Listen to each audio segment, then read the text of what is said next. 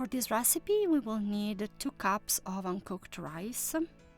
And the best rice to choose is the round shape one. This is because it gives to the baked bread a solid consistency and a very good structure. The first step that we're gonna do is to rinse the rice. This is to remove all the impurities and the dust. The water at the end has to be nice and clear, so it's gonna take a while, a little bit of patience, but the more you do it, the clearer the water will become.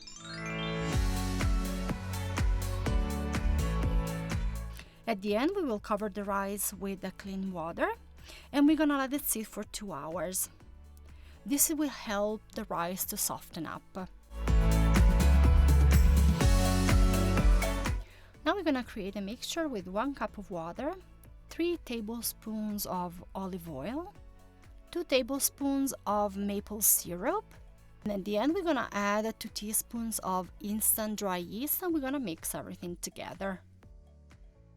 After 2 hours, we're gonna add 1 teaspoon of salt in a blender and we're gonna add all the rice that we previously soaked. We're gonna add our mixture and we're gonna blend everything together for about 1 minute. Now I'm gonna grab a loaf pan and I'm gonna lie inside some parchment paper. I previously wet the parchment paper because it's more workable and it's not so stiff. And then I am going to pat it dry, so the batter that I am going to put inside is not gonna be all wet. Now we're gonna put our batter inside of our pan. We're gonna cover it with the plastic film and we're gonna let it proof for 30 minutes. After 30 minutes, you're gonna notice that your batter raised her volume and you're gonna bake it at 400 for 30 minutes. After it's done cooking, take it out of the oven and let it cool down completely.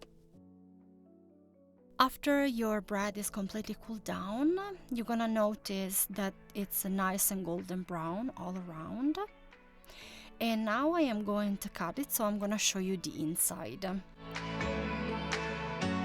The bread has a nice density, but it's soft. He has a nice golden crust all around.